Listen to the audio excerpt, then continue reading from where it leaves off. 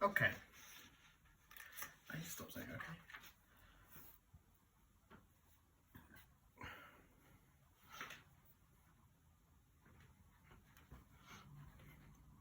So in this video, I'm going to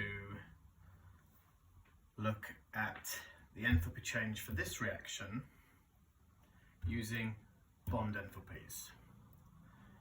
You know, or you should know, that the definition for bond enthalpy is the energy required, or the enthalpy required, to break 1 mole of a covalent bond in the gas phase. These are mostly average bond enthalpies. Obviously, a bromine-bromine bond isn't an average bromine-bromine bond enthalpy because there is no other bromine-bromine single bond.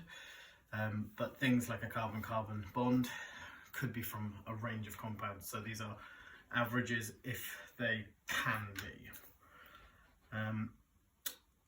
So here's a reaction. Hydrogen reacting with chlorine to make hydrogen chloride. All the species are in the gas phase, therefore bond enthalpies can be used to calculate them with fairly good accuracy. But if we're using mean bond enthalpies, it won't be ideal. So at GCSE, you will have calculated energy changes of reactions using bond enthalpies by writing out the reactants and the products, and then determining the sum of the energy, the sum of the bond energies in the reactants minus the sum of the bond energies in the products. It's running out of space. 1 mole of hydrogen-hydrogen bonds requires 436 kilojoules per mole to break. Chlorine-chlorine, 243, minus the sum of the bond energies in the products. So we've got 2 lots of 432. When we pop that into our little calculator,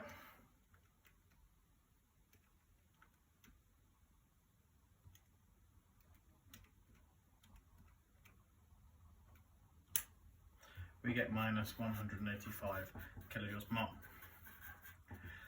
Actually, this is probably very close, if not the exact value for this reaction, because the hydrogen-hydrogen, chlorine-chlorine and a hydrogen-chlorine bond won't be average or mean bond enthalpies.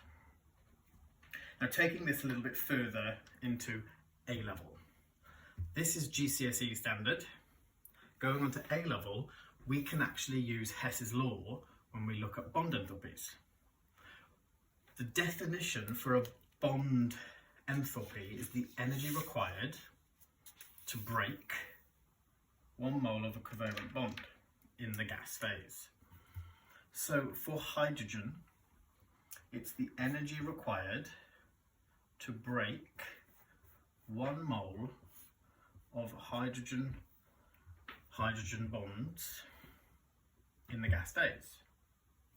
1 mole of diatomic hydrogen contains 1 mole of hydrogen-hydrogen bonds.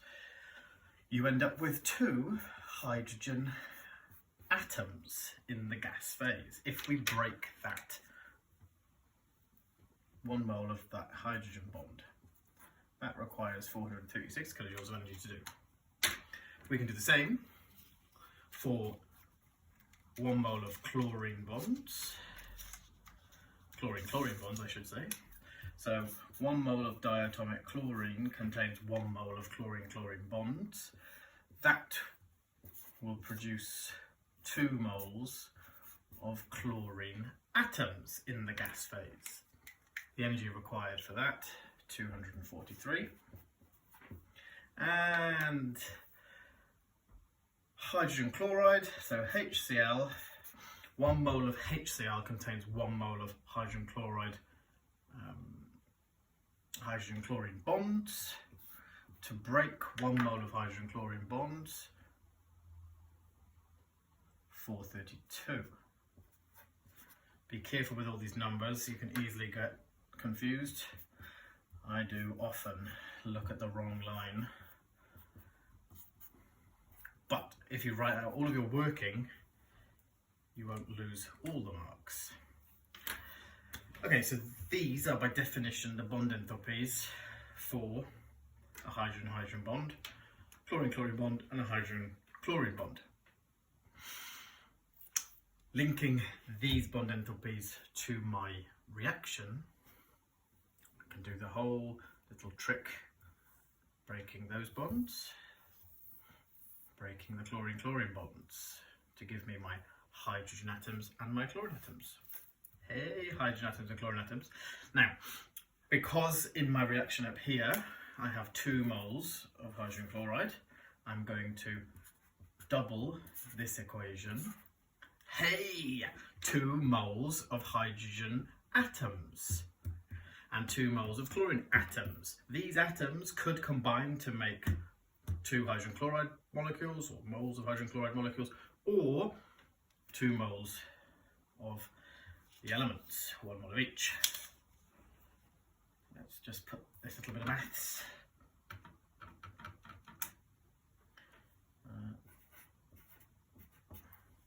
How ridiculous I used the calculator for that. Now then, so I've matched up all of my species from that reaction there. I can now see, hey look, the reactants from my original equation.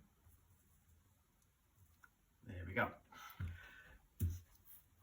Hydrogen atoms and chlorine atoms, 2 moles of hydrogen atoms, pardon me, and 2 moles of chlorine atoms could combine to make 2 moles of hydrochloride, or 1 mole of hydrogen, 1 mole of chlorine.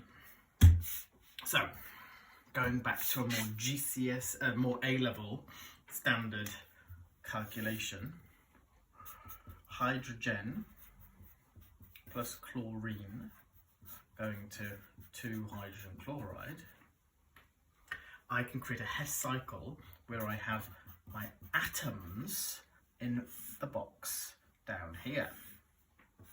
The atoms, if I break all of the bonds, 2 moles of hydrogen atoms and 2 moles of chlorine atoms. Because the definition is the enthalpy required to break 1 mole of covalent bonds, my arrows are going to go down to the atoms, and I can pop in the values. 2 times 432, which is 864, and I've got 243 and 436, the sum of which is 679. Now, using Hess's law, instead of blindly plopping numbers in, or maybe we can just see why we have the signs in the equation above from GCSE, we will go via the indirect route from the reactants to the products. The enthalpy change for this reaction is equal to, well, we're going to go the correct way down the first arrow, and we're going to go up the wrong way of this value here. And if I pop that into my calculator,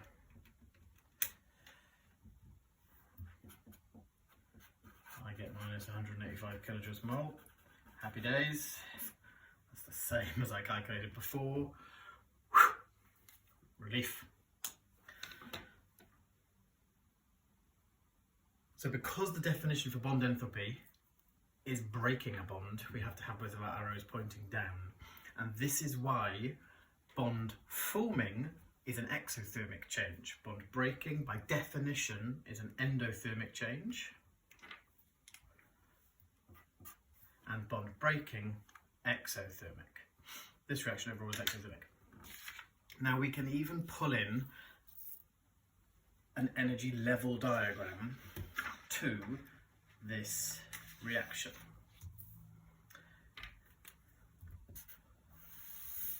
If I plot a little graph, a little sketch graph, energy, enthalpy, whatever you want to call it, we're working at constant pressure, so we can use them interchangeably. If I draw a line that represents the energy of my hydrogen and chlorine molecules, elements, hydrogen and chlorine elements. If I break those bonds, I have to put in 679 kilojoules of energy to break 1 mole of hydrogen-hydrogen bonds and break 1 mole of chlorine-chlorine bonds. So what I have when I've broken all those bonds are my gaseous atoms. When those bonds now form new bonds to make the products, they will release more energy than was required to break those bonds. That's a GCSE stock answer that you should know for why reactions are exothermic. More energy is released, forming bonds, than was required to break the bonds in the reactants. But using bond enthalpy data,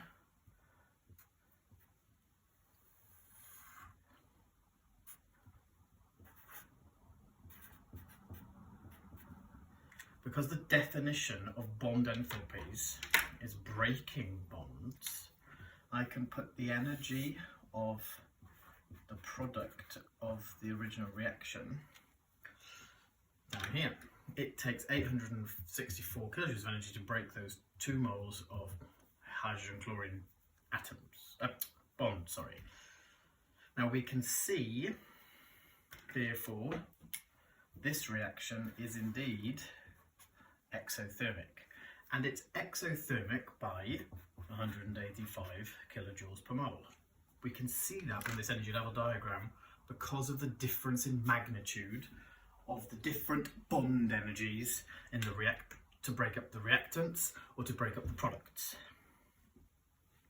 Using our GCSE Standard kind of calculation, statement, exothermic reactions can be considered exothermic because more energy is released, forming the bonds to make products, in this case 2 moles of HCl, than was required